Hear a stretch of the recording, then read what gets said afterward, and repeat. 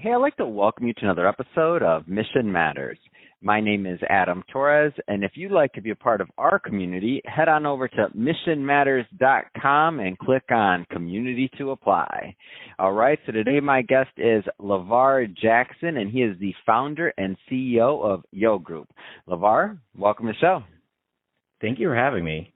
All right, LeVar, so excited to get in today's interview with you. And just to get us kicked off, we will start this interview the way that we start them all, with what we like to call our Mission Matters Minute.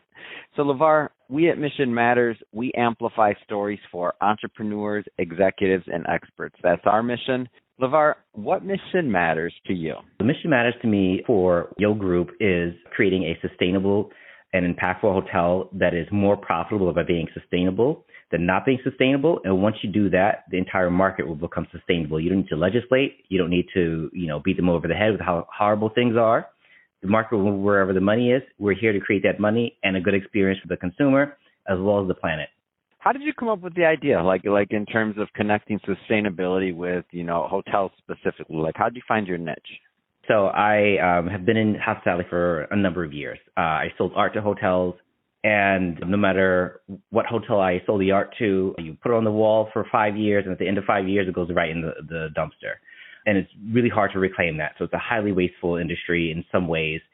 And during, the pandemic, I had a friend who was doing carbon credits, and I went over into that market, and I saw, it's going to be highly controversial, but it's not. There are highly effective carbon credits, and there are highly ineffective carbon credits. And the highly ineffective carbon credits are the ones that everyone buys because they're cheapest. So if I'm going to go back into hospitality after, this pandemic is over, I said in my mind, I want to do it the right way. I want to make sure that the world is a better place. And also to see that, climate change is a corporate liability just as much as a personal liability. We very much focus on the individual, but, for instance, a hurricane hits a beach and it wipes out a bunch of homes. There's probably a hotel or a commercial business that got wiped out too, but we don't really talk about that. So we have to share the devastation, not just on the individual, but also on the corporate side as well, the commercial side as well. So reimagining hotels. So you got this idea, you have this concept, you're thinking about how do you execute. When did the execution come into play?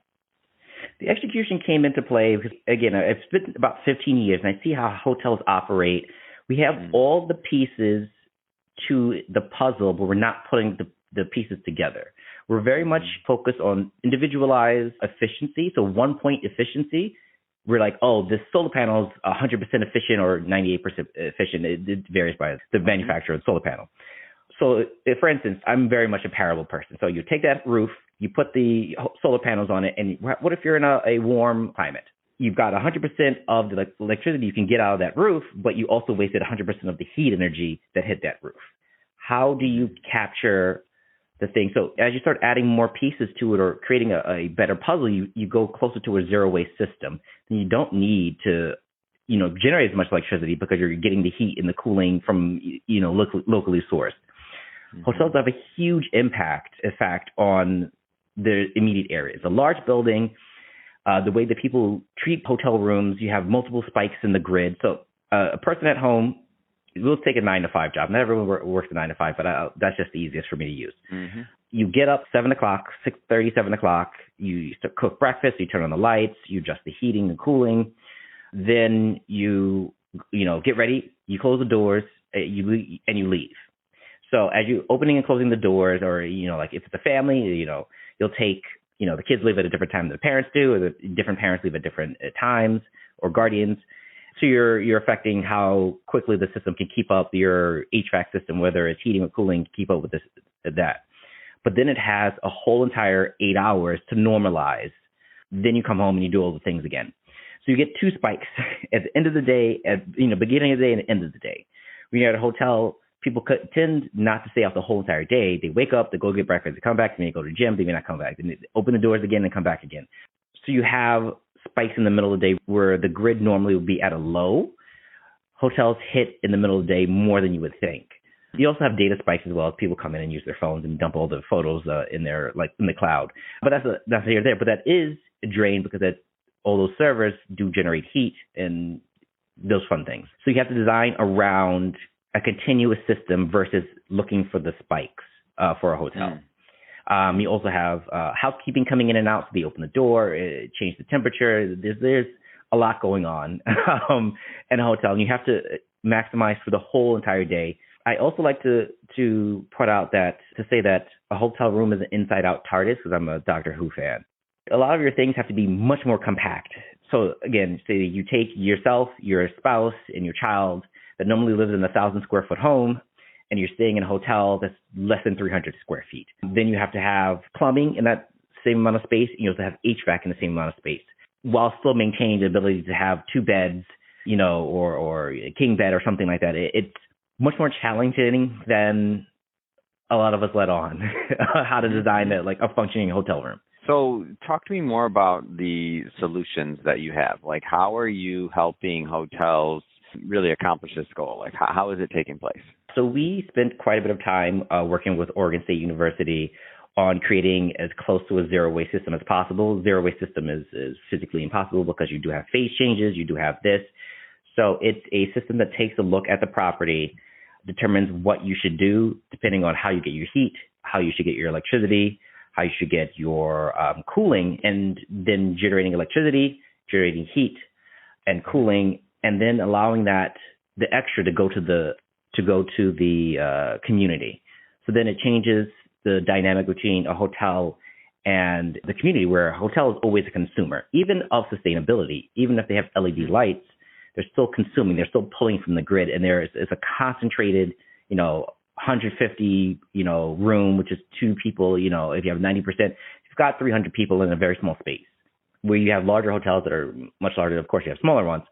But now you're the producer of that sustainability. And how does that affect the relationship between your community and you, where you're providing a good to the community without actually having to do anything else? And you can sell that electricity and the heating and cooling back lower than, depending on the municipality, because some do not like that.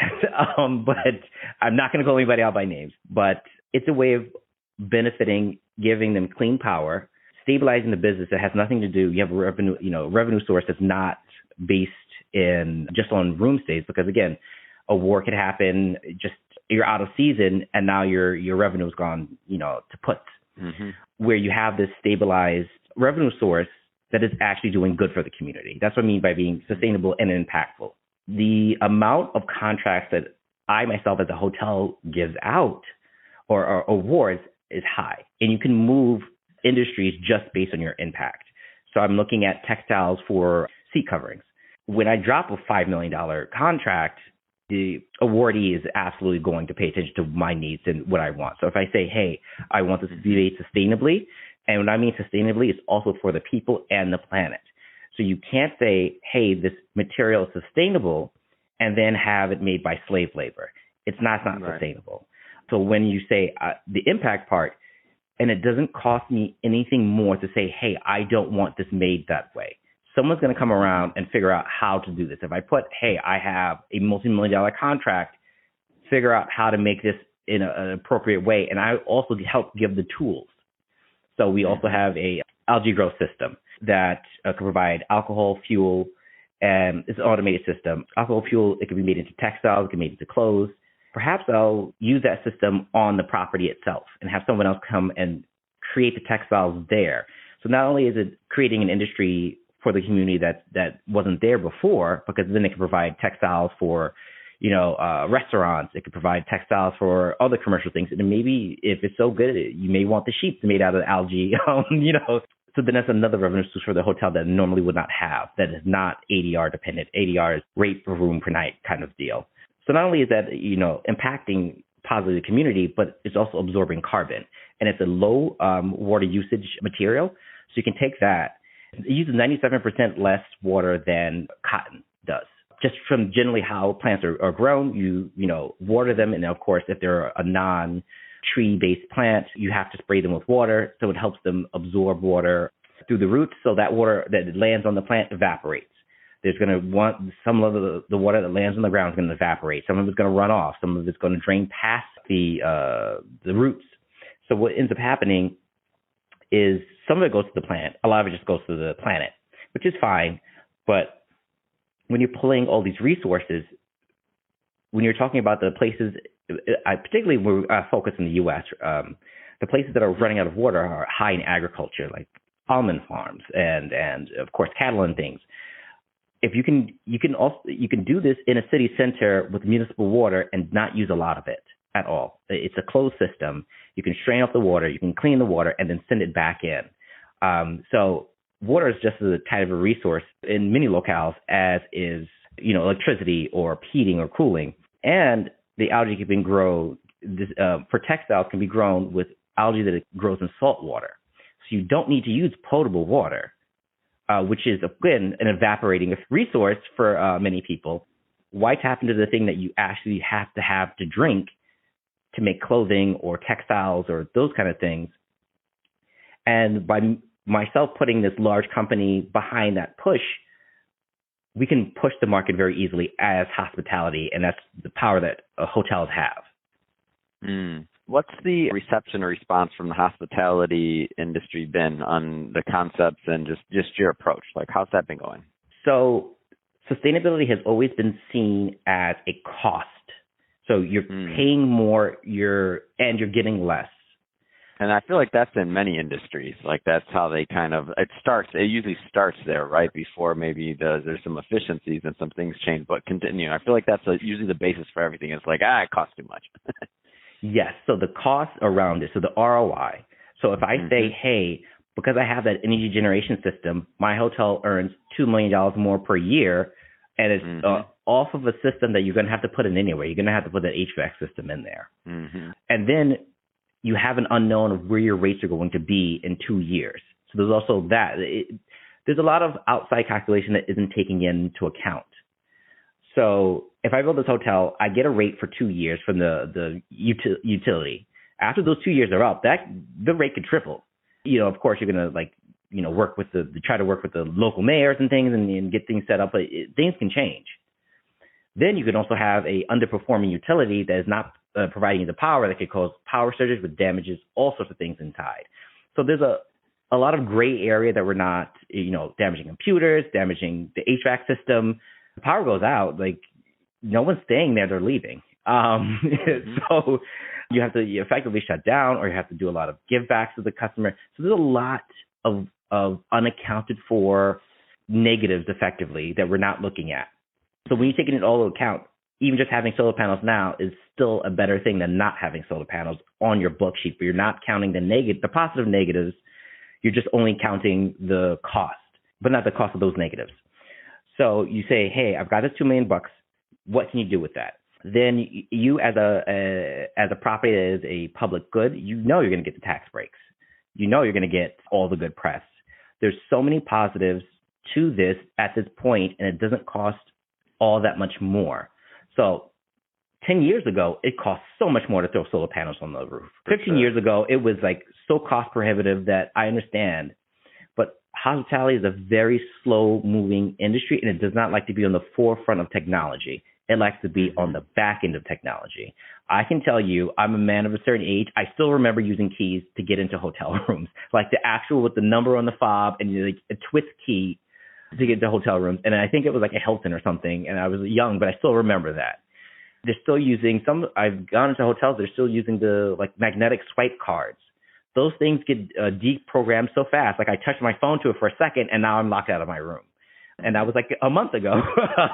So we're very slow because they want proven things. Hotels are always very tenuous because again, if, a hotel effectively is a supporting business for something else. So if there's something else changes, then you are at the mercy of this and something's going to change in 5 to 10 years.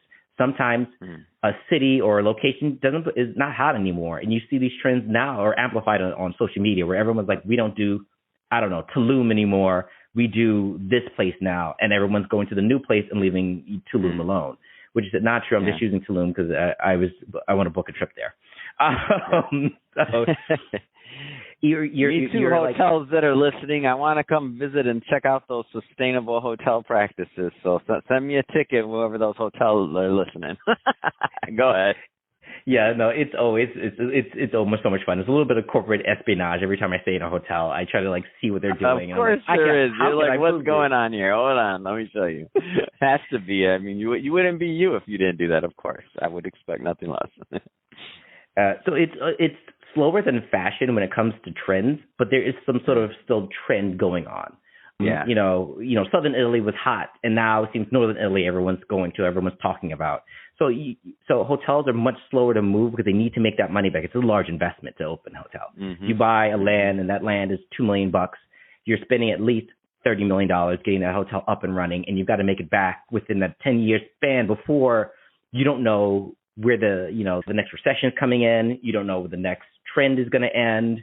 Sometimes brands may jam you in the back. So if something happens at the top of the CEO of XYZ hotel brand, that trickles down. Mm-hmm. Or if they change their loyalty programs, or if they do these things that you have very little control over as, the franchisee, as the actual owner of the hotel, it can completely torpedo your business. The hotel brands do give you some warning, but sometimes there's nothing you can do. You can vote against it as a franchisee, but if everyone else says yes and you're the one person that says no, then you're kind of done. So they're really about recouping that money within the first 10 years. So they're not going to use high-priced new technology that's not proven, because you're putting in too many variables that could affect your bottom line. And, that bill is due. And, at the end of 10 years, you've got to pay everything off. Well, LeVar, I have to say, appreciate you coming on the show today, first off, and also, educating myself and the audience on sustainability, specifically in hospitality, and the potential and the evolution of the industry and where it's going. And just, there's obviously room, but like you said, with solar panels, things are changing, and I like that we're going in the right direction. Never fast enough, but, we're going in the right direction. That being said, if somebody is listening to this and they want to follow up and continue the dialogue with you or learn more, I mean, what's the best way for them to connect? You can always visit the website at www.yogh.group. You can find us on LinkedIn. You can find us on Instagram, always Yogh Group. It's a trademark name, so you can find us. You can also, if anyone ever has an idea, I love helping with that kind of stuff. So if you have a sustainable technology, you can always come down and find me on LinkedIn, and I'll try to respond if I'm not all over the place, but I will respond. Wonderful. And we'll leave all that information in our show notes so that, everybody that's watching can just click on the links and head right on over. And speaking of the audience, if this is your first time with Mission Matters, hey, don't forget, hit that subscribe button. We have many more mission-based leaders coming up on the line, and we don't want you to miss a thing. LeVar, thank you so much again for coming on the show. Thank you for having me. It was fantastic.